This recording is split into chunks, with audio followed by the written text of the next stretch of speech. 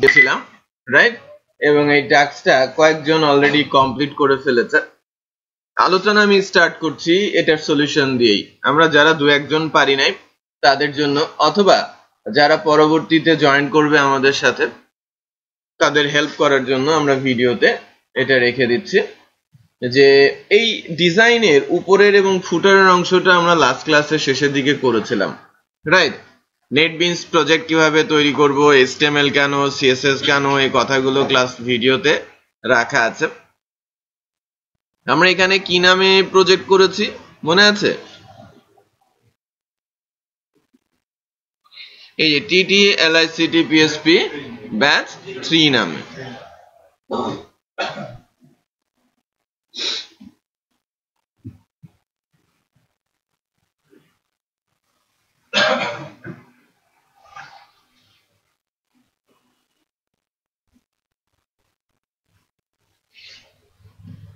তো আমি batch 3 day 3, তাই না?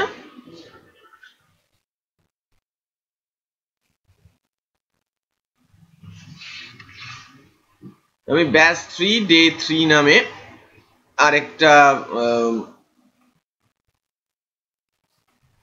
ফোল্ডার তৈরি করলাম এবং এখানে পেস্ট করে দিলাম।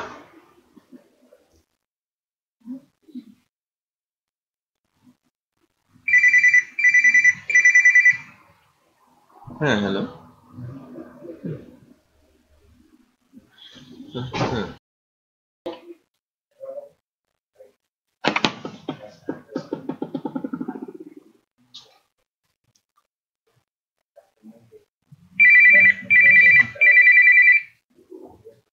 হ্যালো, ওয়ালাইকুম আসসালাম।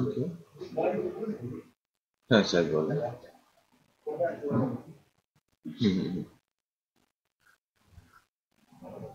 আসবে আজকে ফার্স্ট আওয়ারে, আপনি ফিডব্যাক পেয়ে যাবেন।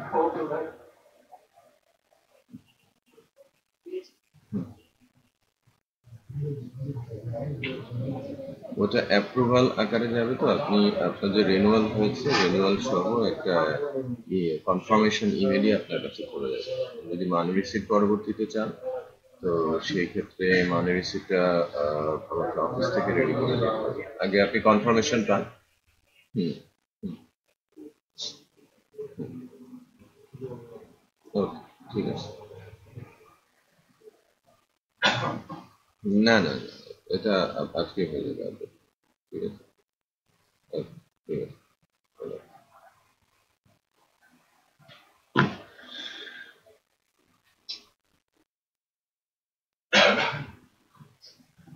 দেখেন যে আমরা এইটা বানিয়েছিলাম লাস্ট ডেতে, এবং এটা যখন আমরা রান করছিলাম ক্রমের মাধ্যমে যাচ্ছিল, তাই না? এই যে ক্রম with NetBeans connector, right? Index file দিয়ে। বাট এখানে স্টার্ট ফাইল কোনটা করবে, ওয়েব রুট কোথায়, এটা কিন্তু একটু গন্ডগোল হয়ে গেছে এখন, রাইট? আমরা তো আগে পাবলিক HTML এর মধ্যে ইন্ডেক্স নামে একটা ফাইল ছিল প্রথম দিন, গতকালকে যখন করছিলাম। পরে কিন্তু একটু দেখাই স্ট্রাকচারটা। আমরা লাস্ট ডেতে যখন করছিলাম তখন এরকম ছিল প্রজেক্টটা, এবং পাবলিক HTML এর মধ্যে সরাসরি ইন্ডেক্স নামে একটা ফাইল ছিল, ওটা কিন্তু রান করছিল। পরে কিন্তু আমরা কি করেছি, এর আমি একটা ফোল্ডার করে ওর ভেতরে ইন্ডেক্সটাকে ঢুকিয়ে দিয়েছি, রাইট? আবার এখানেও আরেকটা ইন্ডেক্স ফাইল আছে ডে 3 এর মধ্যে। এটাকে যদি আমরা কানেক্টরের সাথে রান করে নিতে চাই, তাহলে ব্রাউজ করে আমাকে দিয়ে দিতে হবে এই পাথটা, যে এখন থেকে আমি যখন রান করাবো তখন ডে 3 এর index.html ফাইলটা রান হয়ে যাবে। ওকে ওকে, নাইস। এবার যদি রান করাই,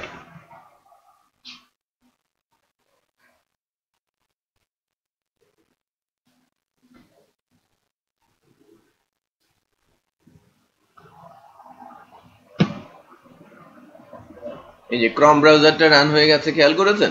আমরা অ্যাকচুয়ালি ওই যে লাস্ট ডেতে যেরকম বলছিলাম যে যেহেতু নেটবিনসের ডিজাইন মুড নেই, আমি কোড লিখলেই যে চেঞ্জটা আসবে এটা যেন সুন্দর করে অটোমেটিক চলে আসে সেটা দেখার জন্য ব্যবস্থা। এটা ব্ল্যাঙ্ক একটা পেজ এসেছে,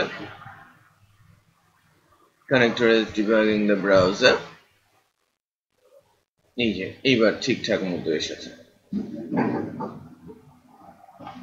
দেখেন আমার যে ডিজাইনটা সেটা গত দিনের ডিজাইন ছিল, রাইট? গত দিনের ডিজাইন ছিল। আজকের দিনের যে ছোট অংশটুকু আমি জুড়ে দিতে বলেছি, এই ছোট অংশটুকু জুড়ে দেওয়ার জন্য আমাদের যে কাজগুলো করতে হবে, এখানে অ্যাডিশনাল জাস্ট একটা রো এর দরকার আছে, নাথিং এলস, রাইট? অ্যাডিশনাল একটা রো নিব, ওই রোতে একটা কলাম হবে এবং একটা কলামের মধ্যে আবার একটা টেবিল নিব, টেবিলের একটা রো আর 3টা কলাম, দ্যাটস অল, আর কিছু লাগবে না, রাইট? সো আমরা যারা পারি নাই তাদের জন্য আমরা করছি, আর টিউটোরিয়ালটাতে রাখার জন্য করছি। যে আমরা বেসিক্যালি করতে চেয়েছি বোর্ডের ডিজাইন অনুযায়ী এই পার্টিকুলার টেবিলটার সাথে এই টেবিলটার সাথে ঠিক এখানে একটা বড় ফুটার তৈরি করতে, যার 3 ভাগে ভাগ করা থাকবে। অবশ্যই সেটা লেফট এবং রাইটের সমান হবে না, রাইট? তো আমরা যদি এই কাজটুকুই করতে চাই তাহলে আমি এই টেবিলের সাথে অ্যাডিশনাল আরো একটা রো যুক্ত করি, রাইট? যেখানে একটা টিডি থাকবে এবং ওই টিডিটার কলাম স্প্যান আমি বলবো কত, 3, এবং তার হাইট অত্যন্ত গুরুত্বপূর্ণ, আমি বলছি 200 পিক্সেল। লেটস চেক যে এরকম 200 পিক্সেল হাইটের একটা সেল তৈরি হয়ে গেছে, এবং যেহেতু আমি কলাম স্প্যান 3 দিয়েছি, এই পুরোটাই দখল করে নিয়েছে, নাইস। এরপর এর ভেতরে আবার আমরা টেবিলকে প্লেস করতে পারি। এই টেবিলটা বাইরের টেবিলের কন্ট্রোলে থাকবে না, বাট বাইরের টেবিলের মধ্যে যত রো কলাম দেবেন সব কি বাইরের টেবিলের কন্ট্রোলে। আপনি যতবারই এদিক সেদিক করেন না কেন, শুরু থেকেই ওয়াহিদ চেষ্টা করছিল যে আমি যতবারই লেফট রাইট করি, উইথ হাইট কমাই, একই রকম সব সরে যায়, কোনোভাবেই চেঞ্জ করা সম্ভব হচ্ছিল না, রাইট? সো এটা বেসিক্যালি ডিপেন্ডেন্সি কার, টেবিলের। এটা টেবিলের লিমিটেশন, এটাকে বলা হয় কমপ্লেক্সিটি। আমি যে কোডটুকু লিখবো সার্চ ইঞ্জিন এই কোডটুকু বুঝবে না। এখন পর্যন্ত যা আছে সার্চ ইঞ্জিন বুঝতে পারবে, সার্চ ইঞ্জিন কিন্তু HTML ছাড়া কোনো কিছু চেনে না। এবং কোনো একটা সাইট পপুলার হওয়ার জন্য তার যদি ট্রাফিক বেশি না হয় তাহলে সেটার সে সাইটটা পপুলার হবে না। ট্রাফিক দুই ভাবে আসে, এক হচ্ছে সার্চ ইঞ্জিন ট্রাফিক, আর একটা হচ্ছে ডিরেক্ট ট্রাফিক। ভিজিটর আসবে কি সার্চ ইঞ্জিন থেকে, অথবা ভিজিটর আসবে ডিরেক্ট। ডিরেক্টের চাইতে সার্চ ইঞ্জিন ভিজিটরই বেশি আসে রেগুলার সাইটগুলোতে। পপুলার সাইটগুলো তো অটোমেটিক, আমরা কি ফেসবুক কি ওই গুগল হয়ে যায়? নাম জানি, সরাসরি লিখি, ভিজিট করি। ওটা অনেক সাইট আমরা কিন্তু প্রতিনিয়ত ভিজিট করছি, যার নামও মনে রাখার চেষ্টা করছি না, যাচ্ছি কার মাধ্যম দিয়ে, সার্চ ইঞ্জিন দিয়ে। তো সার্চ ইঞ্জিনে যেন আমার সাইটটা আসে, এর জন্য search engine SEO, search engine optimize করা হয় সাইটগুলোকে, রাইট? তো ওই জায়গাগুলোতে যদি আমি এখন যে কোডটুকু লিখবো, এই কোডটুকু কিন্তু সার্চ ইঞ্জিন পড়তে পারবে না, কারণ তারা ডেপথ 1 পর্যন্ত ক্রাউলার কোড পড়তে পারে। টেবিলের কোড সে অপছন্দ করে অলওয়েজ। তার মানে বলা হয় যে যদি সাইটকে অপটিমাইজ করতে চাও তাহলে টেবিলকে ওভারলুক করো, বুঝতে পেরেছেন? আবার যদি ডাবল লেয়ার টেবিল ঢুকে, যে টেবিলের ভেতরে টেবিল, অ্যাকচুয়ালি 3rd লেয়ার পর্যন্ত যেতে পারে। ম্যাক্সিমাম টেবিলের ট্যাগ আছে 3rd লেয়ার পর্যন্তই। ম্যাক্সিমাম ট্যাগ গুলো কি ওপেনিং এবং ক্লোজিং, তাই না? HTML open, HTML close, head open, head close, right? Title open, title close, meta close, হ্যাঁ, মানে অনেক ট্যাগ আছে যার শুধু ওপেন আর ক্লোজ আছে। ডাবল লেয়ারের কিছু ট্যাগ আছে যে 2টা ট্যাগ মিলে একটা আউটপুট। এরকম আপনারা দেখবেন ড্রপ ডাউন বানানোর জন্য সিলেক্ট অপশন, লিস্ট বানানোর জন্য UL বা OLLI, হ্যাঁ, এরকম কিছু কিছু ট্যাগ আছে যেটাকে বলা হয় ডাবল লেয়ার ট্যাগ, যে 2টা ট্যাগ মিলে একটা আউটপুট। আর এটা একমাত্র ট্যাগ যেটা 3টা ট্যাগ মিলে একটা আউটপুট। আপনি যে কোনো একটা মিস করবেন, কোনো আউটপুট আসবে না, হ্যাঁ? 3টা ট্যাগের একটা আউটপুটের জন্য এই টেবিলকে বলা হয়। সো টেবিল পর্যন্তই পড়তে পারে, এর ভেতরে যদি আবার টেবিল চলে আসে সেই কোডগুলো সার্চ ইঞ্জিন বোঝে না, ব্রাউজার বুঝতে পারে, আমার যদি সার্চ ইঞ্জিনের দরকার না পড়ে আমি HTML টেবিল অনায়াসে ইউজ করতে পারি এবং যত দূর সম্ভব আমি সেটা করতেও পারি, কোনো সমস্যা নাই, রাইট? তো আমি এখন এখানে একটা টেবিল ধরিয়ে দিচ্ছি, tr ধরিয়ে নিচ্ছি এবং td দিয়ে নিচ্ছি।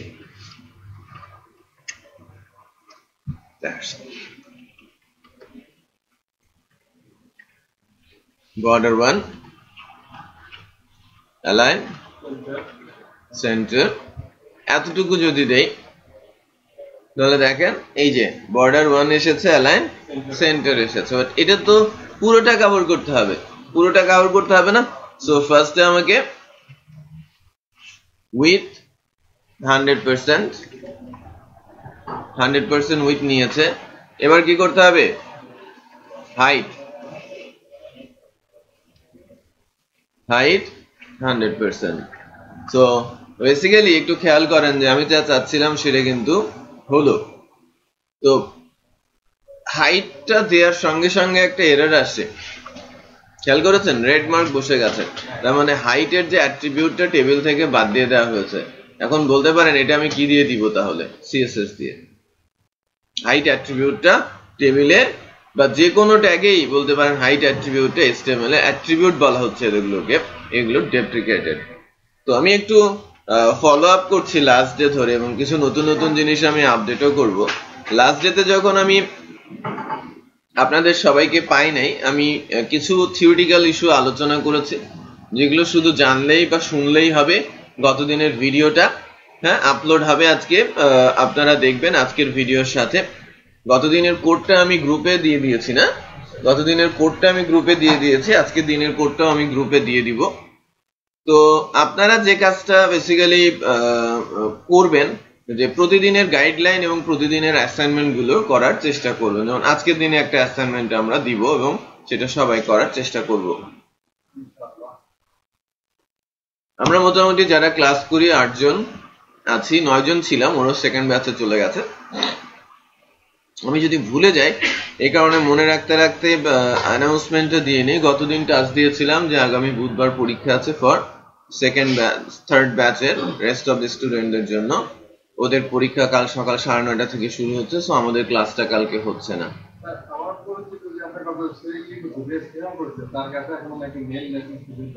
কোন যায় নাই? কখন রেজিস্ট্রেশন করেছে? যাওয়ার তো কথা, নামটা ওর সঙ্গে চেক করে নেবেন, ঠিক আছে? চেক করে নেবেন, কারণ কালকে পরীক্ষা হচ্ছে এটা কনফার্ম। আমাদের কালকে ক্লাস হচ্ছে না, বৃহস্পতিবার যথারীতি ক্লাস হচ্ছে। তাহলে কালকে যারা পরীক্ষা দিয়ে চান্স পাচ্ছে ওরা কি রোববার থেকে জয়েন করবে? কেউ যদি মানে এখন রেজিস্ট্রেশন করে এখন রেজিস্ট্রেশন করলে বেটার হচ্ছে অফিসে চলে আসা। হ্যাঁ হ্যাঁ, অফিসে এসে রেজিস্ট্রেশন করে পরীক্ষা দিয়ে দেবো। ওকে, হ্যাঁ মিস্টেক হলে সরাসরি চলে আসতে বলবে। হ্যাঁ, ল্যাপটপ নিয়ে সরাসরি চলে আসবে, এসে এখানেই রেজিস্ট্রেশন করে পরীক্ষা দিয়ে দেবে।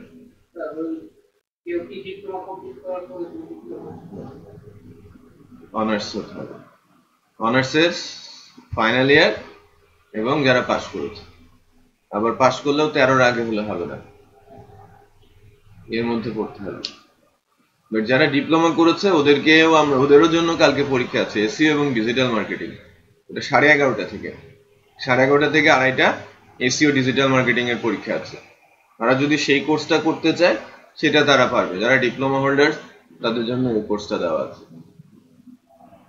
বা অনার্সের ডিফারেন্ট সাবজেক্টে পড়েছে, অনার্স শেষ করেছে, ভিন্ন সাবজেক্টে পড়েছে, অনার্স করছে, কম্পিউটার সায়েন্স হোক আর যে কোনো অনার্স করছে অথবা ডিপ্লোমা শেষ করেছে, এরা সবাই পরীক্ষার সুযোগ পাবে আমাদের ওই কোর্সটাতে। এসইও ডিজিটাল মার্কেটিং শুক্র, শনি এবং সোম সকালে 9টা থেকে 1টা। না, ওটাতে লিমিটেশন নাই কোনো। হ্যাঁ, 9:30 থেকে 9:30 ফার্স্ট স্লটে ধরতে পারবে।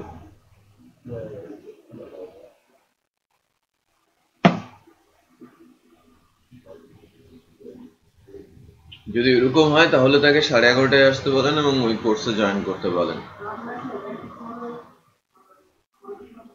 আচ্ছা, আমি আজকে একদম উপর থেকে শুরু করব। হ্যাঁ, আমরা টেবিল নিয়ে কথা সরি HTML নিয়ে আলোচনা শুরু করেছি এবং HTML-টা মূলত একটা মার্কআপ ল্যাঙ্গুয়েজ। HTML-টাকে আমরা বলছি একটা markup language, tag based markup language. এই ট্যাগ বেসড মার্কআপ ল্যাঙ্গুয়েজটা কয়েক ধরনের ট্যাগ আছে, রাইট? কয়েক ধরনের ট্যাগ আছে, কিছু কিছু স্পেশাল, হাতে গোনা দু একটা ট্যাগ আছে তাদের, ওই স্পেশাল ট্যাগের দু একটা আছে একরকম আর ম্যাক্সিমাম গুলো ভিন্ন টাইপ, একটা সেম কেসের। তো আগে আমি পরিচিত করাবো ট্যাগ গুলোর সাথে। ট্যাগ আছে 115টা HTML5 এর, নতুন আছে 30টা মতো ট্যাগ। তো এগুলো স্পেশাল বলা হয়, HTML5 স্পেশাল বলা হয়। আর যতগুলো ট্যাগ আমরা বেসিক্যালি এখানে আলোচনায় আনবো, বুঝতে হবে যে সেগুলো অত্যন্ত গুরুত্বপূর্ণ এবং সেই ট্যাগগুলো নিয়ে আমাদের কাজ করতে হবে আর কি।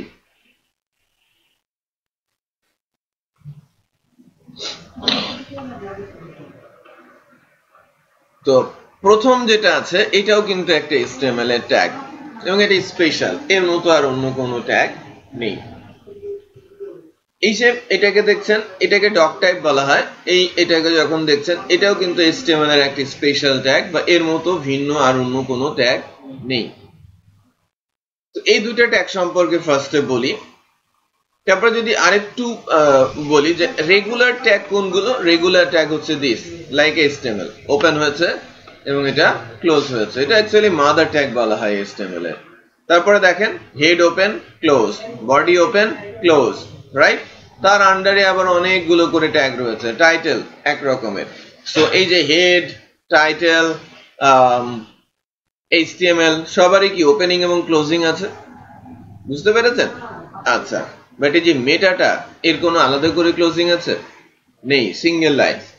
তার মানে এই জায়গাটাকে বলা হয় ইনার HTML, অথবা এই জায়গাটাকে বলা হয় কি, এই পুরো অংশটাকে বলা হচ্ছে কি এই বডি, এই HTML ট্যাগের ইনার। HTML শুরু হয়েছে শেষ হয়েছে, তার মানে কি HTML এর ইনার হচ্ছে পুরো পার্টটা। আবার হেড ওপেন হয়েছে শেষ হয়েছে, এর মাঝের অংশটা পুরোটাই কি হেডের ইনার, রাইট? সো যে ট্যাগগুলোর ইনার আছে সেখানে আমি নতুন ট্যাগ বসাতে পারি বা কন্টেন্ট বসাতে পারি। বুঝাতে পেরেছি? ট্যাগও বসাতে পারি, কন্টেন্ট বসাতে পারি। বাট যে ট্যাগগুলোর আলাদা করে ক্লোজিং নেই, লাইক মেটা tag, image tag, input tag, এরকম বেশ কিছু ইম্পর্টেন্ট ট্যাগ আছে যার কোনো ক্লোজিং নেই, লাইক মেটা, এক লাইনে লিখতে হবে, তার কোনো ক্লোজিং নেই। এই ট্যাগগুলোতে কখনোই ইনার থাকে না। এখানে বসাতে হয় কি অ্যাট্রিবিউট।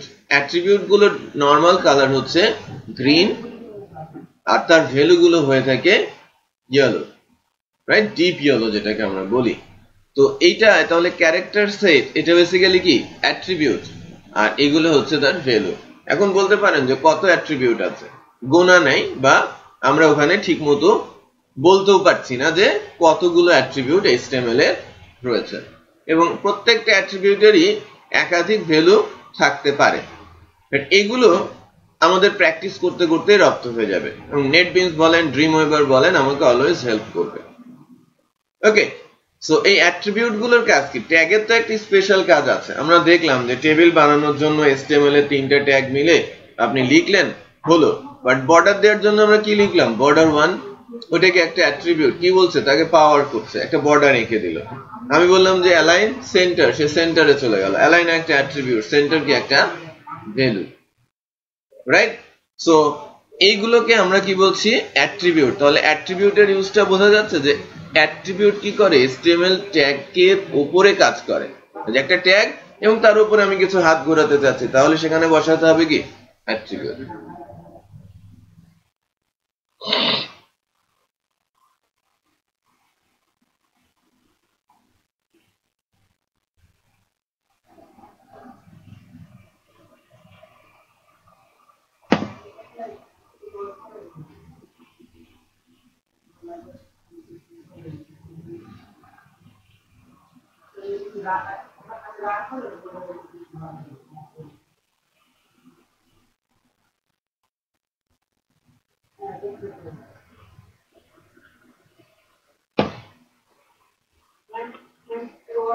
কিছু ট্যাগ আছে লাইক দ্যাট,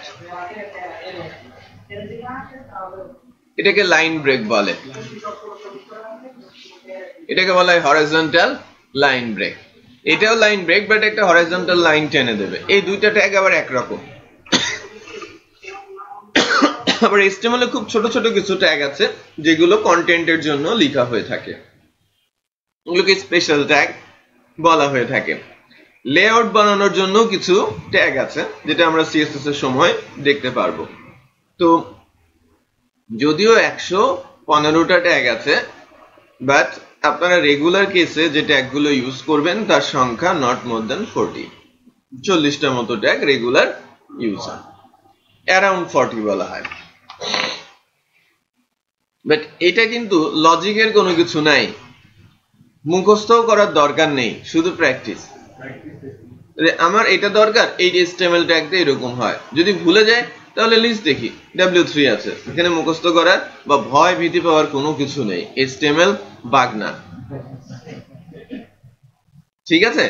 HTML সহজ একটা জিনিস, এর হাত পা নখ কিচ্ছু নাই যেটা দিয়ে আমাকে আক্রমণ করবে।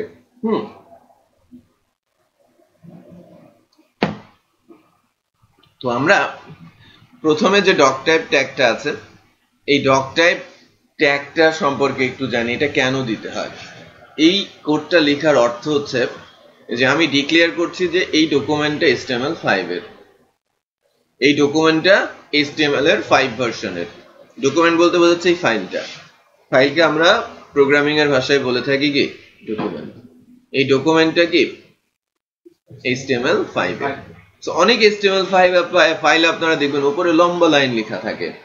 অনেক সাইট যদি ভিজিট করেন, আমি এখন খুঁজে পাবো কিনা আমার জানা নেই, বাট পুরোনো দিনের ম্যাক্সিমাম সাইট গুলোতে আমরা পেতাম এই যে doc type HTML, that means সে HTML5 দিয়ে লিখছে, রাইট? সো আমি ভিন্ন আরেকটা সাইট ভিজিট করি, এটা ভিজিট করি, এর সোর্স দেখি HTML কার, সবাই কিন্তু HTML5 এ চলে গেছে। খুঁজে পাওয়াই মুশকিল যে ওখানে লেখা থাকতো HTML এর মধ্যে লম্বা করে অনেক কিছু লেখা থাকতো, রাইট? সো ওইটা বেসিক্যালি HTML4 এর ডক টাইপ, ঠিক আছে? সবাই এখন 5 এ চলে গেছে, সো এই কারণে ওখানে লেখা থাকে কি এই যে ডক টাইপ HTML। সো সবাই ডিক্লেয়ার করছে কি HTML5।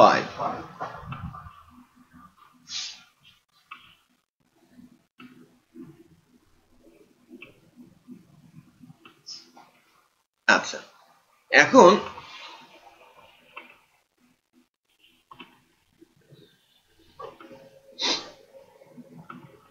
সুবিধাটা কোথায়? আমি যদি পুরনো HTML ও লিখি, পুরনো HTML লিখে আমার ব্রাউজার আউটপুট দেখিয়ে দেবে, কারণ ব্রাউজারের মধ্যে সবগুলো ভার্সনই আছে। তো আমি যদি ডক টাইপ লিখি উপরে এবং নিচে লিখে HTML4 এর কোনো ট্যাগ যেটা 5 থেকে বাদ দিয়ে দেওয়া হয়েছে, সেটা বেসিক্যালি এররই হবে। মানে আমি যদি এই ফাইলটাকে চেক করতে যাই ব্রাউজারে, যে W3 Schools থেকে চেক করা যায় এই ফাইলটা কারেক্ট আছে কিনা, সে বলে দেবে যে না ওইটা ভুল, আপনি ডেপ্রিকেটেড ট্যাগ লিখেছেন। বাট আউটপুটে কিন্তু কোনো ব্যাঘাত ঘটবে না, কারণ ব্রাউজারের মেমোরিতে সেই ট্যাগের আউটপুটও রয়েছে। Clear? But doc type HTML থাকার কারণে যেটা হয়ে থাকে, যদি আমি সব HTML5 এর ট্যাগ লিখি তাহলে আমার পেজটা অনেক ফাস্টার হয় অন্যান্য ভার্সনগুলোর তুলনায়। কারণ বলতে বোঝায় যে আমি যদি এলোমেলো ভার্সনের ট্যাগ লিখি, যে সবগুলো ভার্সনিং লাইব্রেরিতে যাবে এবং সেখান থেকে এনে আউটপুট দেখানোর চেষ্টা করবে। সো বিভিন্ন জায়গায় যেতে হলে কি সময় বেশি লাগবে, তাই না? আবার আমি যদি এটা নাই লিখি তাহলে কি হবে? তাহলেও কিন্তু একটা প্রবলেম, যে আপনারা ফার্স্ট টাইম তালা ট্রেনিং এ আসছেন, আমি বলেছি 161/B লেক সার্কাস কলাবাগান, রাইট? আমার কোনো ব্যানার নেই, কিছু নেই। এখন আপনি জিজ্ঞেস করতে করতে হয়তো উঠে যাবেন, আশপাশের লোকজন জানে যে ফার্স্ট ফ্লোরে আছে তালা ট্রেনিং, রাইট? বা গার্ড জানে, বা সামনের দোকান বা এদিকের লোকজন জানে। বাট আপনি যদি কেউ আপনাকে সাহায্য করার না থাকতো, সে তো মেশিন, তাকে সাহায্য করার কেউ কিন্তু নেই, সে কোথায় খুঁজে বেড়াবে? পুরো 6টা ফ্লোরই খুঁজে বেড়াবে, তাই কিনা? 6টা ফ্লোরে যাবে, যেখানে পাবে সেখান থেকে আপনাকে ঢুকতে হবে। তো বিষয়টা বুঝতে পেরেছেন? তো যেহেতু এটা ফার্স্ট ফ্লোর, প্রথম ধাপে হয়তো আপনারা পেয়ে যাবেন। যদি 6 ফ্লোর হতো, প্রত্যেকটা ডোর আপনাকে নক করে করে জানতে হতো এটা টাওয়ার ট্রেনিং কিনা। বুঝতে পেরেছেন?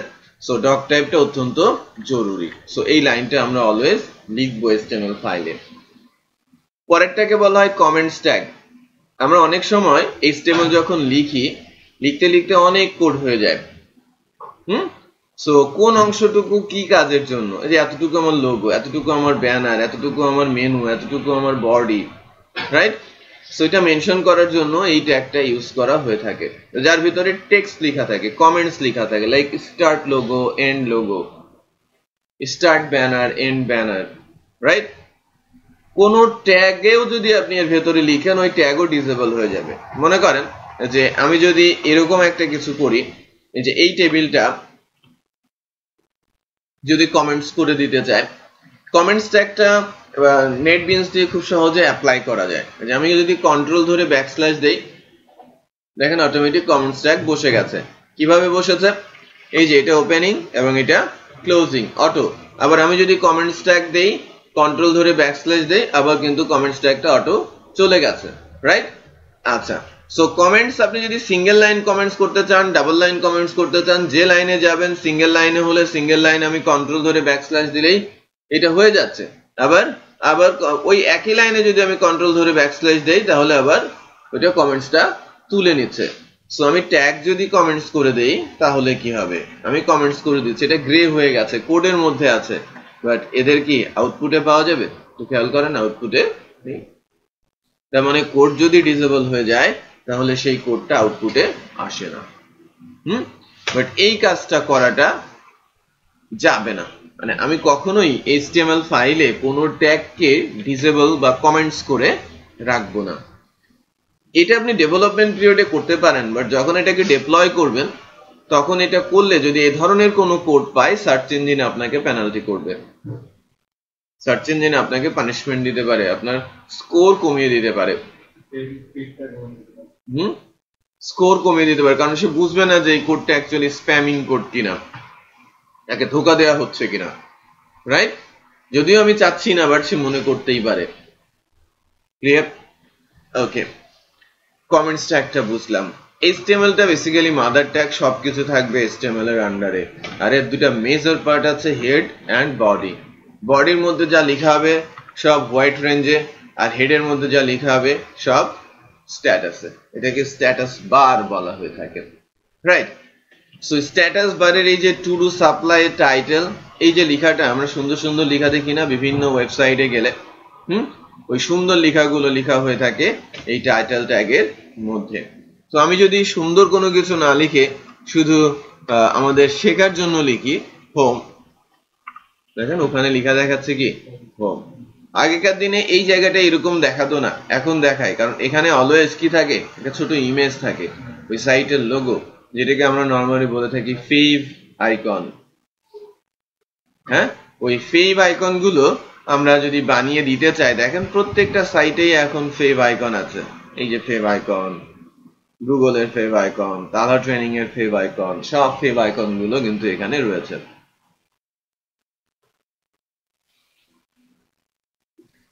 সো আমি যদি একটা ফেভ আইকন জেনারেট করতে চাই, ফার্স্টে একটা লোগো আমরা পিক করবো, একটা image logo, right?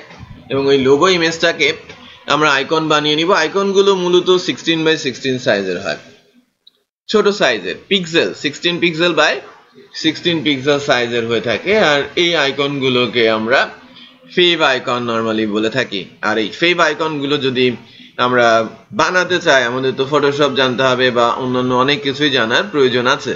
But interesting বিষয় হচ্ছে যে ফেভ আইকন বানানোর জন্য অনলাইনে একটা সাইটই আছে, ফেভ আইকন জেনারেটর। তাকে একটা নির্দিষ্ট এক্সটেনশনের ছোট সাইজের ফাইল দিলে ওইটাকে ছোট করে কেটে কুটে আমাদের দিয়ে দেয় অটোমেটিক, রাইট? তো এর জন্য আমি একটা ইমেজ আগে পিক করি।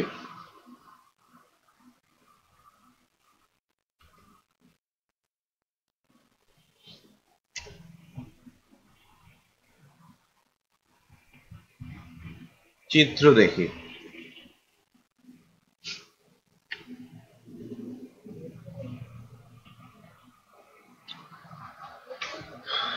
অনেকগুলো চিত্র এসেছে।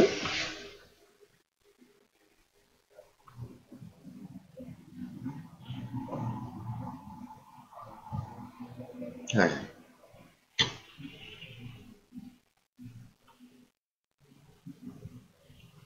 মনে করেন আমি যেহেতু HTML5 করছি, এই চিত্রটাই নিই, রাইট?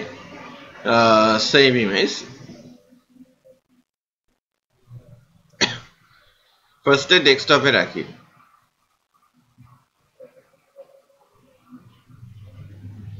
HTML5 লোগো 512 PNG, এই ফাইলটা এখানে রাখলাম, ঠিক আছে? ওকে, সো ডেস্কটপে আমার ইমেজটা আছে। নাও এবার সাইটটাতে যাই। এই যে favicon-generator.org, আমি এটা মাঝে মাঝে ভিজিট করি, মানে আপনাদের জন্যই, যখন ক্লাসে দেখানো হয় এটা ভিজিট করা হয়। সো এই সাইটটা গুগলে সার্চ দিয়ে যদি আসেন, আপনি যদি লিখেন favicon generator, খুব সহজেই চলে আসে। প্রথমেই ওই সাইটটা আসে, খুবই পপুলার টাইপের সাইট। সব ধরনের অ্যাপসের আইকনও জেনারেট করা যায়। আমি যদি বলি favicon, সবকিছুতে গেলে ভালো আসবে।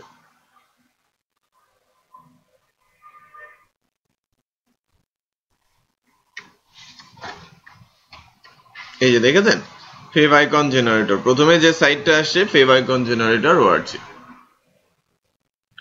এখন সে আমাকে বলছে যে ব্রাউজ করো, ব্রাউজ করে কোনটা চাচ্ছ। আমি বলছি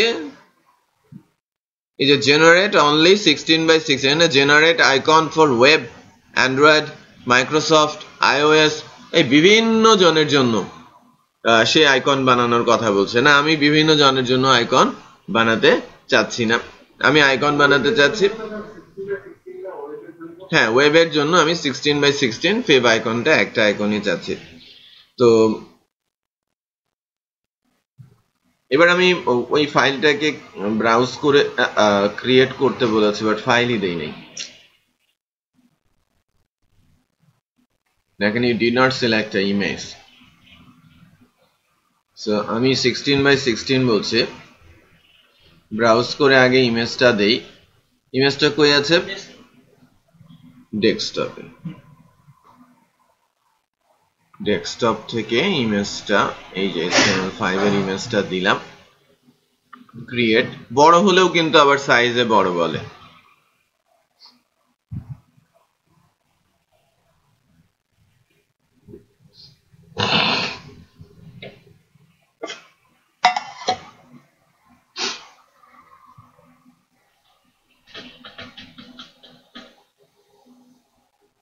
আপনারাও করেন।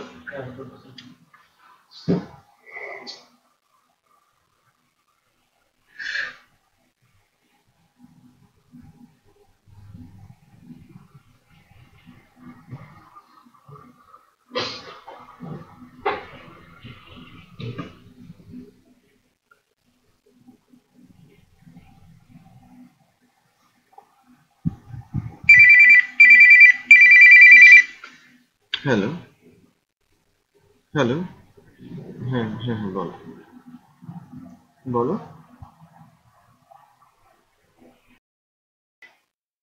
আচ্ছা দেখেন, এই যে এই ইমেজটা কিন্তু আইকন আকারে জেনারেট হয়েছে, খেয়াল করেছেন? ছোট আকারে, ছোট ইমেজ আকারে জেনারেট হয়েছে। আমি ডাউনলোড করে নেই, ডাউনলোড জেনারেটেড ফেভ আইকন। এটা দেখেন favicon.ico নামে 1.1 কিলোবাইটের একটা ইমেজ হবে। আমি এটাকে সেভ করে নিচ্ছি, আমার ডেস্কটপেই রাখছি ফার্স্টে, পরে ওটা আমাদের ফোল্ডারে নিয়ে যাবে। নিলাম, এবং ফেভ আইকনটা আনার জন্য কি কোড লিখতে হবে সেটাও কিন্তু এখানে লিখে দিয়েছে সে। হেডের মধ্যে এই লাইনটা দিয়ে দিলেই হবে, যে কোনো একটা লাইন, রাইট? যে কোনো একটা লাইন, যে প্রথমে লিংক নামে HTML এর ট্যাগ আছে, বলতে হয় রিলেশনটা কি আইকন, রেফারেন্স ফাইলটা কোথায় আছে সেটা বলে দিতে হয়, আর টাইপটা বলতে হয় ইমেজ বা এক্স আইকন। হ্যাঁ, আচ্ছা, ডিসকানেক্ট করে কানেক্ট করেন।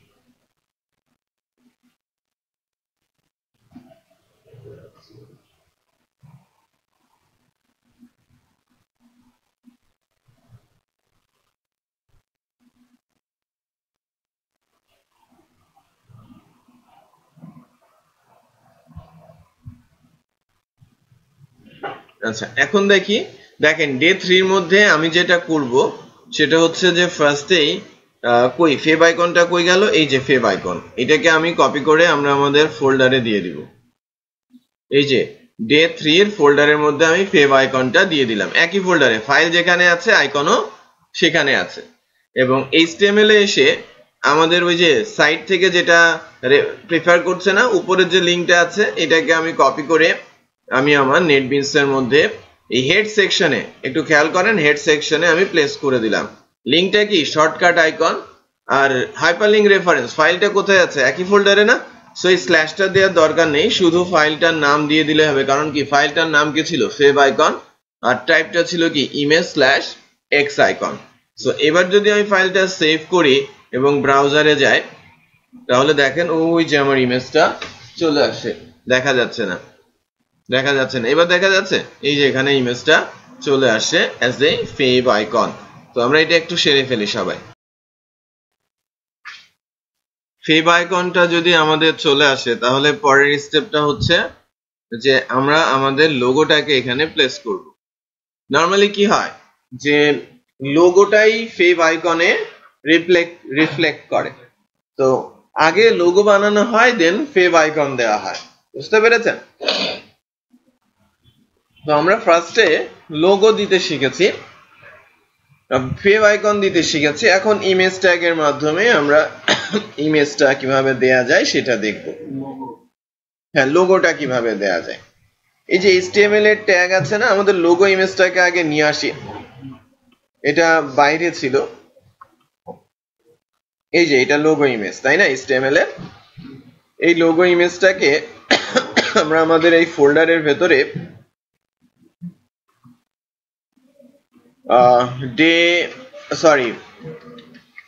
ইমেজেস নামে একটা ফোল্ডার করে ওর ভেতরে রেখে দিলাম এবং ফাইলটার নাম দিলাম কি, লোগো। এক্সটেনশন যাই থাক, ফাইলের নাম আমি চেঞ্জ করেছি। ঠিক আছে, আমি ডে 3 এর মধ্যে ইমেজেস নামে একটা ফোল্ডার করেছি, ফোল্ডারের ভেতরে লোগো ইমেজটা রেখেছি। এখন আমি চাচ্ছি যে আমার লোগোটা আমার এই লোগো পজিশনে ডিসপ্লে করুক। এই পজিশনটা কত, 150 x 150 না, 150 x 150 পজিশন। তো এই পজিশনে যদি আমরা লোগোটাকে ডিসপ্লে করাতে চাই তাহলে কি করব?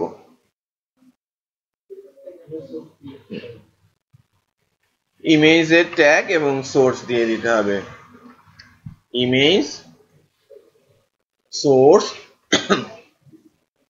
ইমেজেস ধরে লোগো। খেয়াল করেছেন আমি কিভাবে আনলাম, একটু খেয়াল করেন। ইমেজ ট্যাগের ভেতরে সোর্স নিতে হবে, এস আর সি, এন্টার দিলেই দেখেন একটা কোড চলে আসছে এবং কোডের ভেতরে আমাকে বলছে যে তুমি কোনটা নিবা। ডট ডট স্ল্যাশ মানে কি, ফোল্ডার থেকে বের হয়ে যাবা।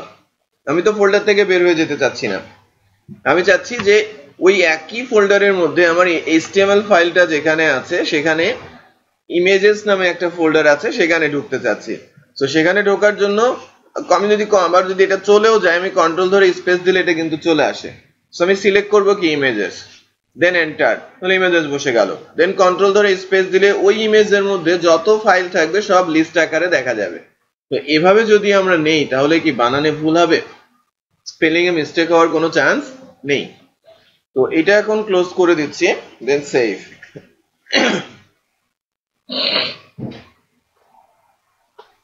এটা সেভ করে দিয়েছি, image/logo.png।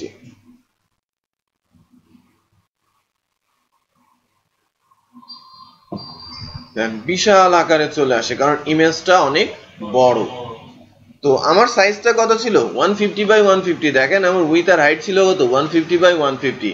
সো এই কারণে আমি ইমেজটা উইথ 150, হাইট 150 ধরে দিলাম। এখানে পিক্সেল মেনশন করার কোনো দরকার নেই, এখন সে বুঝে গেছে। বুঝতে পেরেছেন? তো কোনো একটা ইমেজ আমি নিয়ে আসলাম। আপনারা এখন যে কাজটা করেন যে একটা লোগো বসান, যেহেতু ফেভ আইকন বসিয়েছেন লোগোর মতো করে লোগোটাই অ্যাকচুয়ালি ফেভ আইকন জেনারেট করে ফেভ আইকনে বসান, ব্যানারে একটা সুন্দর ইমেজ বসান এবং এই তিনটা বক্সে তিনটা ডিফারেন্ট ইমেজ বসান। এই তিনটা বক্সে তিনটা ডিফারেন্ট ইমেজ বসান। এরপরে আমরা কিভাবে কন্টেন্ট লিখবো সেটা আমরা দেখব। আগে এই কাজটুকু সেরে ফেলেন সবাই। আপনি যে কোনো কিছুতেই করতে পারেন, বাট আউটসোর্সিং এর টেকনিকটা আপনাকে জানেন।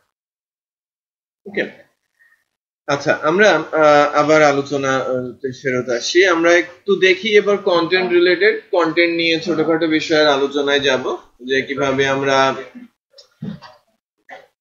প্যারাগ্রাফ তৈরি করতে পারি, কিভাবে হেডার বসাতে পারি, ইটালিক করতে পারি, আন্ডারলাইন করতে পারি, টেক্সট রিলেটেড ছোট ছোট ট্যাগ গুলো দেখার চেষ্টা করব। সবাই একটু খেয়াল করি, হ্যাঁ ফোকাস করি।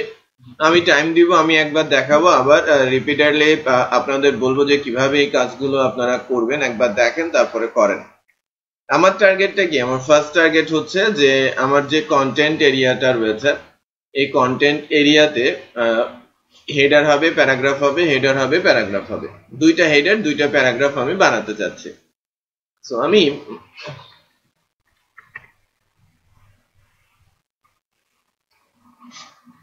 একটা সাইট থেকে কিছু কন্টেন্ট আমি রিড করার চেষ্টা করব, নিয়ে নিব।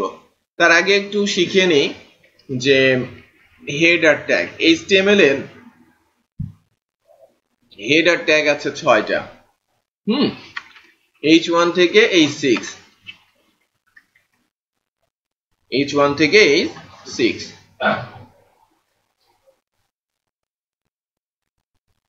6টা হেডার ট্যাগ আছে। তো H2 3 4 5 6 2 3 4 5 6। আমার হেডার ট্যাগ কয়টা? H1 থেকে H6।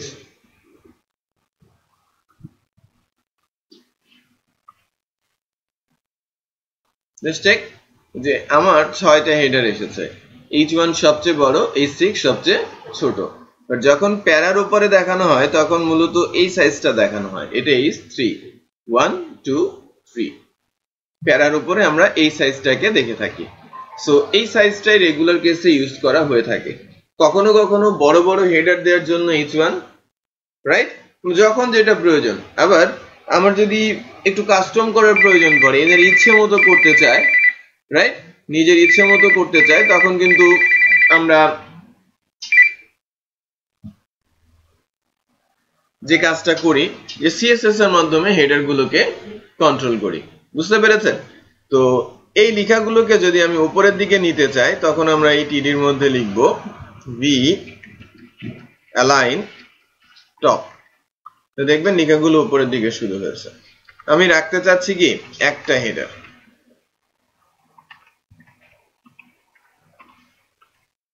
H3 রেখে বাকিগুলো ডিলিট। এটাকে আমরা প্যারাগ্রাফ আকারে যদি করি, আমি যদি বলি IT ট্রেনিং লেখাটা আসছে। এখন এই যে ওয়েবসাইটটা যেখান থেকে আমি কিছু কন্টেন্ট আনতে চাচ্ছি, এই যে IT ট্রেনিং এর এখান থেকে একটা প্যারাগ্রাফ আমি এই কন্টেন্টটুকু নিলাম, রাইট। এই কন্টেন্ট তো ছোট, আমি চাচ্ছি যে প্যারাগ্রাফটা যেন টেক্সট গুলো একটু বেশি হয়। এর মধ্যে আমি প্যারাগ্রাফের কোডটা দুইবার পেস্ট করেছি, রাইট, ভেতরের টেক্সটটাকে। সো লেটস চেক যে আমার এখানে কন্টেন্ট প্যারাগ্রাফের মতো করে এসেছে। আবার আরেকটা প্যারা একটু নেই, আমি এই প্যারাটার নাম দিচ্ছি কর্পোরেট ট্রেনিং। কর্পোরেট ট্রেনিংটাকে আমি কিভাবে নিব? আবার আরেকটা কি নিব? H3 নিব এবং এখানে বলবো কি কর্পোরেট ট্রেনিং। সো একটু খেয়াল করেন যে অটোমেটিকই সে কিন্তু হেডারের মতো একটা নতুন হেডার দিয়েছে, প্যারা একটা গ্যাপ করেছে, উপরেও একটা গ্যাপ, মাঝেও একটা গ্যাপ এসেছে। নাও এই কর্পোরেট ট্রেনিং এর এখানে আমি আবার যদি একটা প্যারা নিই এবং কর্পোরেট ট্রেনিং এর এই কোডটাকে যদি এখানে প্লেস করি, সো এখান থেকে কপি করে আমি কর্পোরেট ট্রেনিং এর এখানে প্লেস করছি, ঠিক আছে। এবার যদি দেখি, দেখেন এটা একটা প্যারা, এটা একটা প্যারা, উপরে হেডার নিচে হেডার, রাইট? ওকে, তো আমরা যখন প্যারা বানাবো ট্যাগটা কি পি, আর হেডারের জন্য ট্যাগ হচ্ছে এইচ। এখন যে সাইজে চাচ্ছি সে অনুযায়ী নাম্বার। ওকে, এখন লেখাগুলো একটু খেয়াল করেন, বর্ডারের সঙ্গে লেগে আছে, সমানভাবে শেষ হয় নাই, এগুলো করার পালা। তবে যদি বর্ডার থেকে সরাতে চাই, এটা সিএসএস হলে আমরা প্যাডিং ইউজ করতাম, যেহেতু সিএসএস না, আমরা সিএসএস এর সময় প্যাডিং শিখবো। এখন টেবিলের একটা অ্যাট্রিবিউট আছে সেল প্যাডিং 10 পিক্সেল, এই অ্যাট্রিবিউটটা যদি দেই, প্রত্যেকটা সেল থেকে প্রতিটা লেখা 10 পিক্সেল দূরে সরে গেছে। একটু খেয়াল করেন, আগে যত লেখা ছিল সব বর্ডারের সাথে ছিল, এখন সকল লেখা বর্ডার থেকে 10 পিক্সেল দূরে সরে গেছে, শুধু লেফট থেকে রাইট থেকে না, এই যে এখানেও কিন্তু এটা 10 পিক্সেল দূরে সরে গেছে। ওকে, তো top right bottom left everywhere চারিদিক থেকে কিন্তু সে 10 পিক্সেল করে ছেড়ে দিয়েছে বর্ডার থেকে। সো এখন আর বর্ডারের সঙ্গে নেই। একটু খেয়াল করেন, এখানে সুন্দর করে অ্যালাইন করা। যদি আমি বলি যে সাদা একটা বক্সের মধ্যে একটা নির্দিষ্ট দূরত্বে শুরু হয়েছে, একটা নির্দিষ্ট দূরত্বে শেষ হয়েছে, দেখতে সুন্দর লাগছে, রাইট? সো আমাদের এটা নির্দিষ্ট দূরত্বে শুরু হয়েছে সমানভাবে, বাট শেষ কিন্তু সমানভাবে হয় নাই। কেন?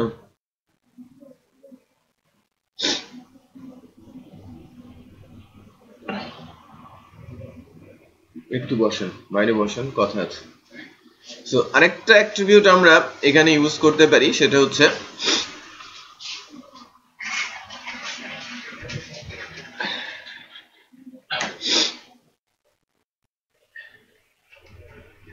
অ্যালাইন, এটাকে আমরা বলছি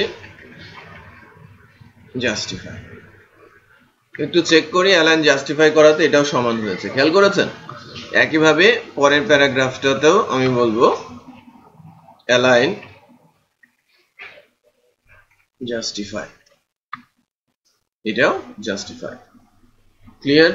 সো আমরা সুন্দর করে এই প্যারাগ্রাফ এবং হেডার কিন্তু দেখতে পারলাম। সো কিভাবে করলাম একটু দেখেছেন। এবার সহজ, আমরা আস্তে আস্তে শিখছি।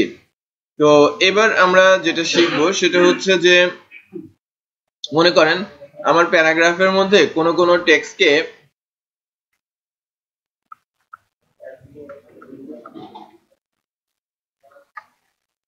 কোনো টেক্সট মনে করেন বোল্ড, হ্যাঁ, একটু বড় মোটা কালো করে দেখাবে।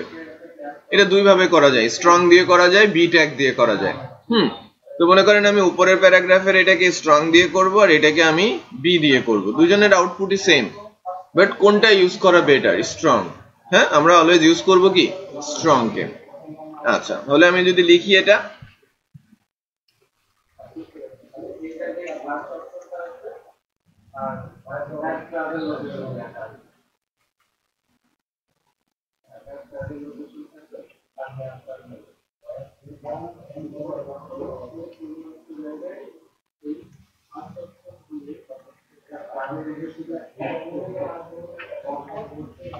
এটা বেসিক্যালি আমার স্ট্রং, আর এটা হচ্ছে আমার বোল্ড। চেক করেন, একই আউটপুট কি? সেম না? এটাও বোল্ড করে দেখাচ্ছে, এটাও বোল্ড করেই দেখাচ্ছে। আচ্ছা, তাহলে আমরা প্রিফার করব কাকে? স্ট্রং কে। ওকে, এটা যেন মনে থাকে যে আমরা যখনই বোল্ড করতে চাইবো অলওয়েজ ইউজ করব স্ট্রং। এবং আমি এখন এই যে Bangladesh leading IT training provider, এই কথাটুকুকে ইটালিক করতে চাচ্ছি, রাইট? আবার একইভাবে আমি এই অংশটুকুকে provide corporate training to suit your needs, এই অংশটুকুকেও আমি ইটালিক করতে চাচ্ছি। ইটালিক করার জন্য দুইটা ট্যাগ আছে, ইএম আর আই।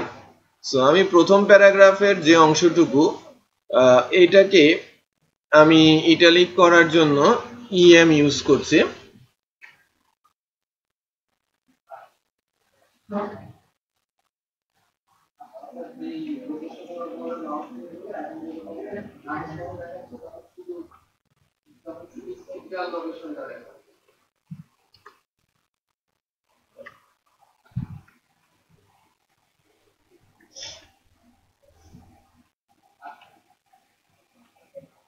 ঠিক আছে, provide corporate training to sweet your needs. So এই যে দুইটা পার্ট দুইজনই কিন্তু আমাকে ইটালিক করছে, খেয়াল করেছেন? বাট কোনটা প্রিফারেবল? EM। আমরা প্র্যাকটিস করব কি EM। আচ্ছা, বোল্ড করা ইটালিক করার জন্য 4টা ট্যাগ শিখলাম।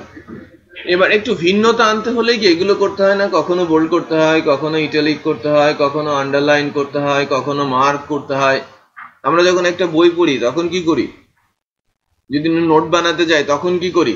নোটে আমি কোনো একটা কিছুকে যদি বলতে চাই যে না এটা খুবই ইম্পর্টেন্ট, আমরা হয়তো ডাবল বার লিখি, হ্যাঁ, মোটা করে লিখি, বড় করে লিখি, রাইট? কখনো কখনো দেখা যায় যে ওয়েবে ইটালিক ফরম্যাট দিয়ে ফোকাস করা হচ্ছে ওই জায়গাটা, যে ওইটা ইম্পর্টেন্ট একটা জায়গা। কখনো কখনো আমরা আন্ডারলাইন মেরে দেই, কখনো কখনো মার্কার দিয়ে মার্ক করে দেই, তাই না? সো এই বিষয়গুলো আমরা একটু শেখার চেষ্টা করছি। তো আমরা মার্ক মিটার ইউজ করার চেষ্টা করছি। প্রথমে আমি আন্ডারলাইন করব। মনে করেন যে এখানে মোবাইল অ্যাপ্লিকেশন ওয়েব ডেভেলপমেন্ট এই দুইটা অংশ আন্ডারলাইন হবে।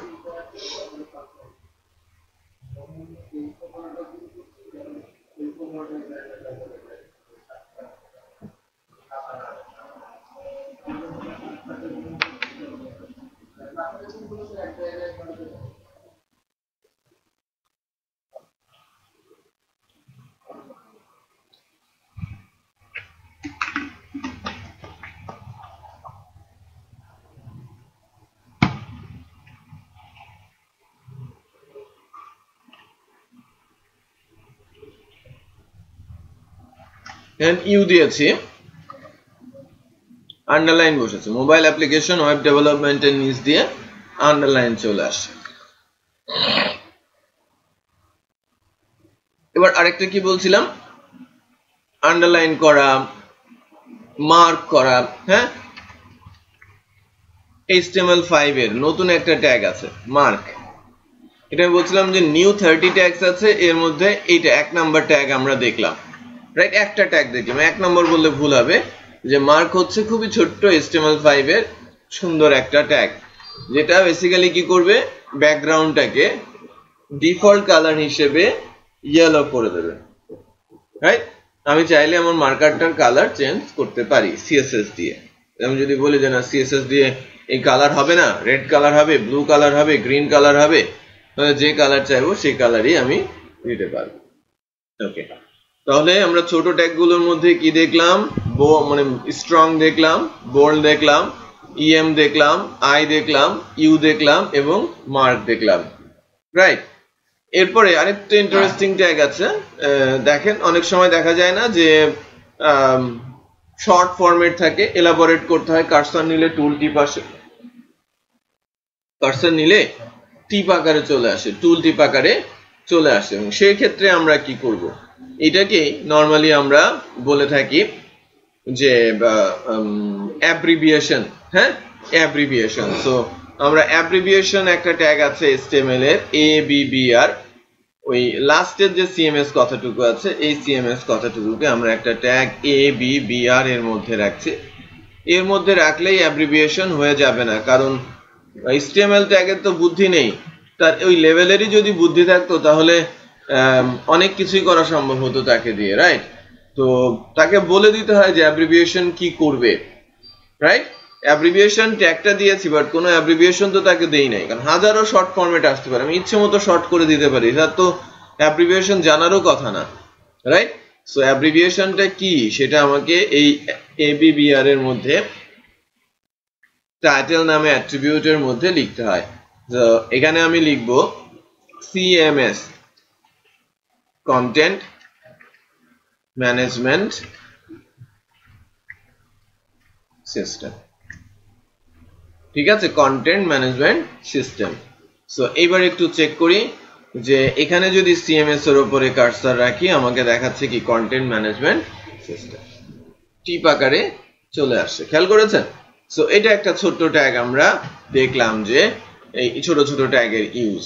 এছাড়াও আমরা বড় ছোট করার জন্য ট্যাগ আছে, বিগ স্মল করার জন্য। মনে করেন যে আমি এই 10 এটাকে যদি একটু বড় করে দেখাতে চাই, রেগুলার কেসে নরমালি 12 পিক্সেলে আছে, আমি যে কোনো সাইজে ফন্টটাকে নিয়ে যেতে পারি, বাট আমি যে কোনো একটা ওয়ার্ড বা যে কোনো একটা সেন্টেন্সকে যদি একটু বড় ছোট করতে চাই, আমি জাস্ট ওই 10 কথাটাকে যদি আমি একটু বড় করি, তাহলে এটাকে বিগ ট্যাগের মধ্যে যদি আমি রাখি, তাহলে একটু করে বড় দেখাবে, মানে স্বাভাবিকের চাইতে একটু বড় দেখাবে। একটু খেয়াল করি, এই 10টা কি নর্মালের চাইতে একটু বড় দেখিয়েছে না? আচ্ছা, আবার যদি আমি ডাবল বিগ করে দেই,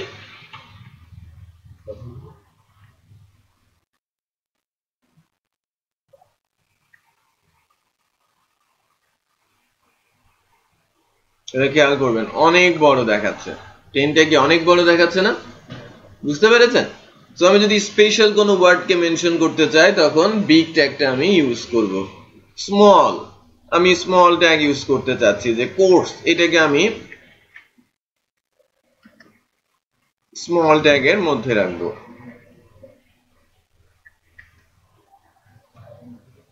স্মল ট্যাগের মধ্যে রাখছি। কোর্স, এটাকে দেখেন স্বাভাবিকের চাইতে ছোট দেখাচ্ছে না? আরেকবার স্মল দেখলে দেখাই যাবে না, খুবই ছোট করে দেখাবে। তো আমরা বিগ আর স্মল দিতে শিখলাম। এই ছোট ছোট ট্যাগ গুলো অত্যন্ত গুরুত্বপূর্ণ। এছাড়া আরেকটা ট্যাগ আছে, মানে আরো দু একটা ট্যাগ আছে যেটা অত্যন্ত গুরুত্বপূর্ণ ট্যাগ গুলোর মধ্যে পড়ে। এর মধ্যে আমরা যদি বলি যে এরকম একটা কিছু লিখবো আমি, log 10, তার বেজে যাবে কি 2, তার বেজে 2 যাবে। তো বেস করার জন্য sub নামে একটা ট্যাগ আছে, সাবস্ক্রিপ্ট, ওই 2টাকে আমি সাব দিয়ে দিলাম। তো খেয়াল করেন বেসে চলে আসে না, পেজে চলে আসলো। আবার আমি যদি বলি যে পাওয়ারে দিব, আমি যদি বলছি যে আজকে কত 25th of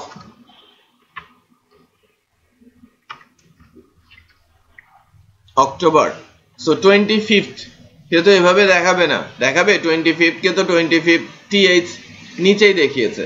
বাট এটা যদি উপরে দেখাতে চায় sup, সুপার দিলাম, একটু খেয়াল করেন পাওয়ারে দেখাচ্ছে। অনেক সময় আমাদের ওয়েবে যখন কন্টেন্ট লিখতে চাই এটা প্রয়োজন পড়ে, সাবেরও দেওয়ার প্রয়োজন পড়ে, সুপারেও দেওয়ার প্রয়োজন পড়ে।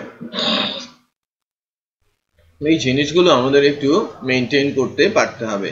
এখন এই দুইটা জিনিসকে আমি যদি ব্রেক দিতে চাই, একটু খেয়াল করেন যে আমি দুইটা নিচে নিচে দেখতে চাচ্ছি, বিআর মাঝে প্লেস করেছি বিআর, সো অটোমেটিক দেখেন নিচের লাইনে চলে আসে। এটাকে লাইন ব্রেক বলা হয়, যে এক থেকে আরেকটা, একটা লাইন থেকে আরেকটা লাইন আমি পুরোটা লিখে নিচে আসবো না, আমি অর্ধেকটা লিখে নিচে আসবো, তো আমি একটু লিখে নিচে আসবো, লাইন ব্রেক বিআর ইউজ করতে হবে। আর এই দুইজনের মধ্যে টান বা যে কোনো জায়গায় আমি যদি একটা হরাইজন্টাল বার দিতে চাই, HR, এটা লাইনও ব্রেক করবে এবং একটা বারও প্লেস করবে। HR দিয়ে হরাইজন্টাল লাইন বার, দেখেন গ্যাপও তৈরি হয়েছে, আবার একটা বারও চলে আসে। ব্রেক তো শুধু কোনটা একই সেম জিনিস, ওটা ডেপ্রিকেটেড, ব্রেক ডেপ্রিকেটেড, সো বিআর ইউজ করবেন। আর HR ট্যাগ, সো এই দুইটা ট্যাগের ইউজ এভাবে হয়ে থাকে। সো আমরা এই ছোট ছোট প্র্যাকটিস গুলো সেরে নেই, তারপরে কিভাবে লিস্ট করতে হবে সেটা আমি শেখাবো। হ্যাঁ, লিস্ট ট্যাগের ইউজ কিভাবে হবে। খুলে দেখেন আমরা আরেকটু শিখি। এবার আমরা যেটা করতে শিখবো, যে লিস্ট বানাতে শিখবো। লিস্ট, আকিব হাসান, ঠিক আছে।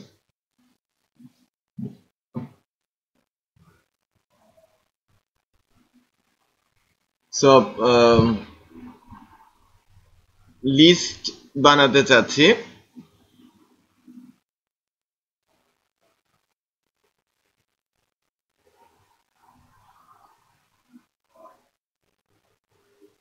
লিস্টের জন্য যে ট্যাগ গুলো আছে সেটা নিয়ে কাজ করি। আমরা ফার্স্ট প্যারাগ্রাফের নিচে এক ধরনের লিস্ট করি, আর সেকেন্ড প্যারাগ্রাফের নিচে আরেক ধরনের লিস্ট করি, ঠিক আছে? অর্ডার লিস্ট আর আনঅর্ডার লিস্ট। তো প্রথমে যে লিস্টটা করি অর্ডার লিস্ট, OL, এটাকে অর্ডার লিস্ট বলা হয়, order list tag.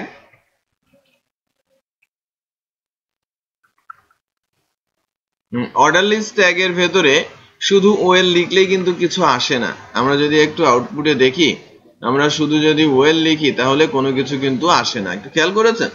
But well এর পর আমরা যদি এলআই লিখি, কিছু একটা লিখেছি এলআই, ওখানে দেখেন 1 বসে গেছে অটোমেটিক, রাইট? 1 ডট বসে গেছে। সো এরকম যদি আমি 2-3টা লিখি, 3টা লিখেছি এবং এখানে কি বসলো? 1 2 3 বসে গেছে। আচ্ছা,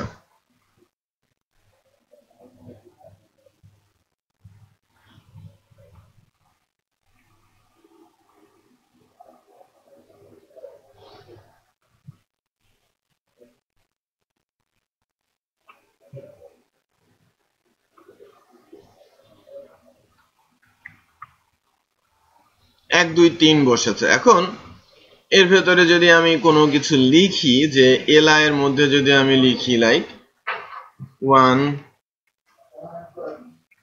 2 3, ঠিক আছে? 1 2 3 দিয়েছি।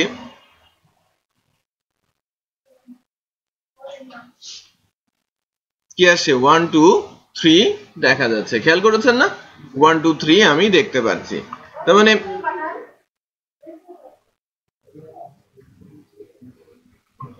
টাইপটা কি? টাইপ হচ্ছে, যদি আমি বলি কোনো টাইপ না দেই, টাইপ না দিলে কি আসে? 1 2 3। আমি যদি টাইপ বলি ক্যাপিটালে, ক্যাপিটাল এবিসি, আমি যদি এখানে লিখি স্মল এবিসি, আমি যদি লিখি আই, তাহলে এখানে আসবে কি? রোমান সংখ্যা। বিষয়টা বোঝা যাচ্ছে? সো এই লিস্টিংটা আমরা ধরতে পারলাম। যদি 1 দেই, এটা একটু খেয়াল করেন 1 2 3 এরকম আসছে। কখনো যদি নেস্টিং করার প্রয়োজন পড়ে, মনে করেন 2 এর আন্ডারে আরো 2টা আছে, এই যে 2 এর আন্ডারে আরো একটা ওএল নিলাম, অর্ডার লিস্ট নিলাম, ওএল এর ভেতরে আমি আবার এলআই পুশ করছি। একটু খেয়াল করেন, এই 2 এর এলআই কিন্তু শেষ হয়েছে অনেক বাইরে, এর ভেতরে আবার আমি 2 এর নিচে ওএল নিচ্ছে, আরেকটা অর্ডার লিস্ট নিচ্ছে। তো এখানে আমি যদি আরো 2টা দেই, লাইক 1 লাইক 2, খেয়াল করেন 1 2 1 2 আসছে।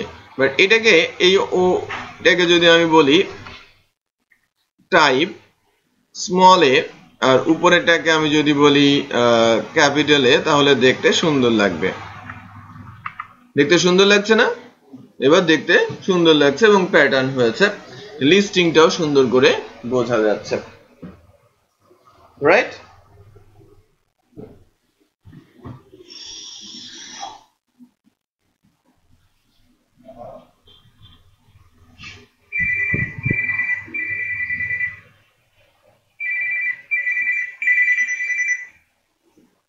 হ্যালো, হ্যাঁ হ্যাঁ বলো।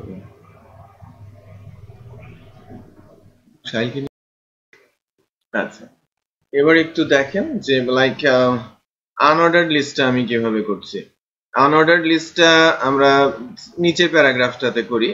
এখানে আনঅর্ডার্ড লিস্টের জন্য আমরা নরমালি ইউজ করে থাকি ইউএল, আনঅর্ডার্ড লিস্ট, এবং যার আন্ডারে থাকবে কি? এলআই। তো এখানেও যদি আমি 1 2 3 এভাবে বলি,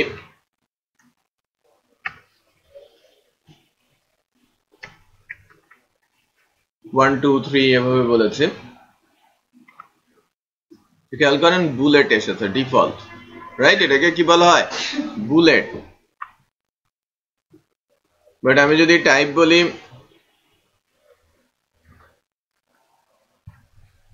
স্কোয়ার, স্কোয়ার এসেছে।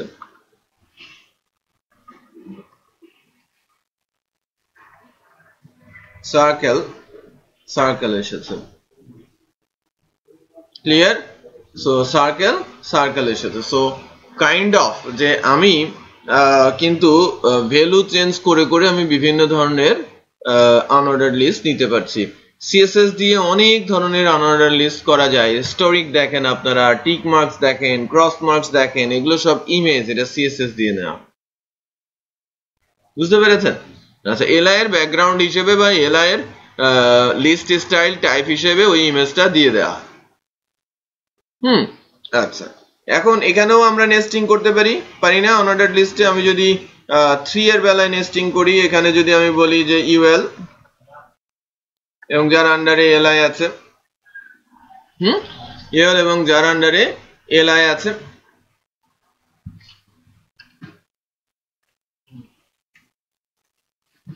One 2 3, right? দিলাম। এখন সার্কেল, ওটা উপরে সার্কেল আছে, অপরে নিচেও কিন্তু সার্কেল বসে গেছে অটোমেটিক, খেয়াল করেছেন? এখন আমি যদি এখানে টাইপ দিয়ে মেনশন করে দেই,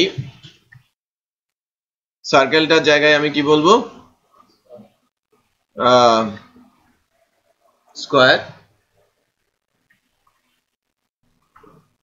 স্কোয়ার এসেছে, রাইট? সো আমি কিন্তু লিস্টিং নেস্টিং করতে পারছি, ঠিক আছে? আচ্ছা, এবার আমরা যেটা শিখবো, যে অত্যন্ত ইম্পর্টেন্ট একটা কাজ, আমি আজকে একটা টাস্ক দিব, আপনারা HTML দিয়ে একটা পোর্টফোলিও বানিয়ে নিয়ে আসবেন, পার্সোনাল পোর্টফোলিও ওয়েবসাইট, একাধিক পেজের। বাট আমরা একাধিক পেজ কিভাবে বানাতে হয় সেটা তো শিখি নাই, 5 মিনিট লাগবে। হ্যাঁ, একাধিক পেজ, একটা পেজ আমি কপি করে নিব, তার সাথে এই পেজের লিঙ্ক করে দিব। দুইটা পেজ কিভাবে লিঙ্কিং হবে সেটা আমরা এখন শিখে নিব। তো নেক্সট বৃহস্পতিবার যখন আসবেন, প্রজেক্টটা নিয়ে আসবেন, অথবা গ্রুপে আপলোড করে তারপরে আসবেন, রাইট? বুধবার করে গ্রুপে আপলোড করে বৃহস্পতিবার ক্লাসে আসবেন। নাও এখন যে বিষয়টা, যে আমি একটা পেজ কি আরেকটা পেজ কিভাবে বানাবো, ডুপ্লিকেট বানাতে হলে ভেরি সিম্পল, আমি যাব ফাইলে, ফাইল থেকে ফাইলটা সেভ অ্যাজ করে নিব, সেম ডিরেক্টরিতে আমি সেভ করব ভিন্ন নামে। দেখেন, সেম ডিরেক্টরিতে আমি সেভ করছি ভিন্ন নামে, আমি বলছি about_us, আমার একটা নতুন ফাইল, ঠিক আছে? তো আমার এটা একটা নতুন ফাইল, আমার দুইটা ফাইল হয়েছে এখন এখানে, একটা ইন্ডেক্স ফাইল আর একটা হচ্ছে about us file, exactly same. আমার যে about us ফাইলটা আছে, about us ফাইলটাকেও যদি আমি রান করাই,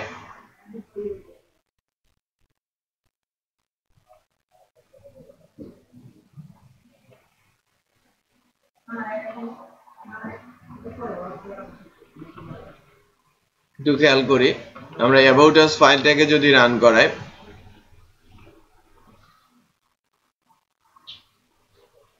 এইটা হোম আর about us এর মধ্যে কোনো পার্থক্য আছে?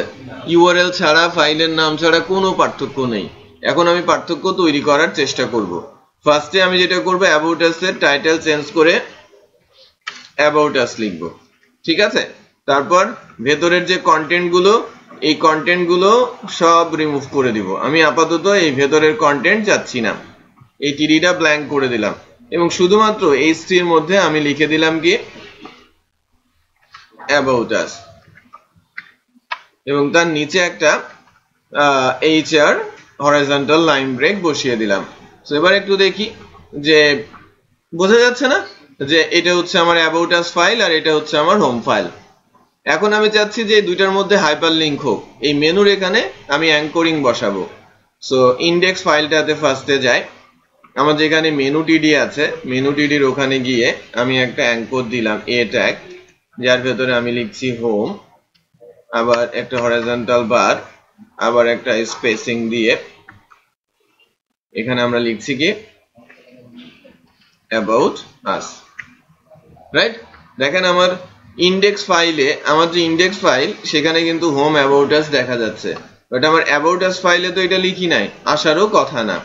আচ্ছা, সো আমি এখানে এসে প্রথমে যে কাজটা করি, যে লিঙ্ক করে দেই। অ্যাঙ্কর হচ্ছে হাইপার লিঙ্ক ট্যাগ বলা হয়, যার মাধ্যমে আপনি একটা জায়গা থেকে আরেকটা জায়গায় যাবেন, এবং সেখানে যাওয়ার জন্য রেফারেন্সটা বলে দিতে হবে। আমি ক্লিক করলে কোথায় যাব, ভিন্ন একটা ফাইলে, ফাইলের নামটা ওখানে বসাতে হবে, href হাইপারলিংক রেফারেন্স। কোথায় যাব, আমি কন্ট্রোল শিফট দিলে হোমে ক্লিক করলে আমি চাচ্ছি যে ইন্ডেক্সে যাব, রাইট? আর এই about us এ যখন হাইপারলিংক রেফারেন্স হবে, এখানে যখন ক্লিক করা হবে তখন বেসিক্যালি এটা যাবে about us এ। হোমে করলে ইন্ডেক্সে যাবে, about us এ ক্লিক করলে about us এ যাবে। লেটস চেক যে এখন এটা ক্লিকেবল হয়ে গেছে এবং হোমে ক্লিক করছি, হোমেই থাকছি। অ্যাবাউট এসে ক্লিক করছি, অ্যাবাউট এসে যাচ্ছি। বাট অ্যাবাউট এসে এখন কিন্তু ওই মেনুটা নেই, খেয়াল করেছেন?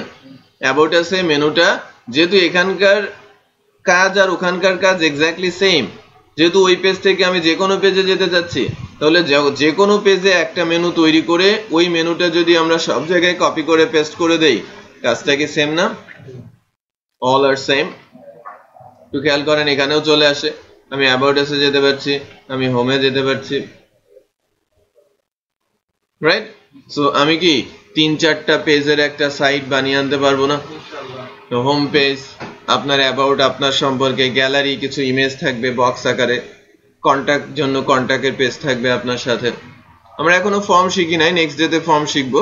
বাট আপনার ছবি টবি দিয়ে, আপনার ফ্যামিলির ছবি টবি দিয়ে, আপনার এডুকেশনাল ব্যাকগ্রাউন্ড, আপনার টেকনিক্যাল স্কিল, এগুলোর ইনফরমেশন দিয়ে একটা সুন্দর সাইট পোর্টফোলিও টাইপের বানিয়ে নিয়ে চলে আসবেন নেক্সট ডেতে।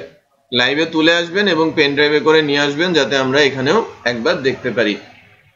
ওকে, so thank you for today. যদি প্রয়োজন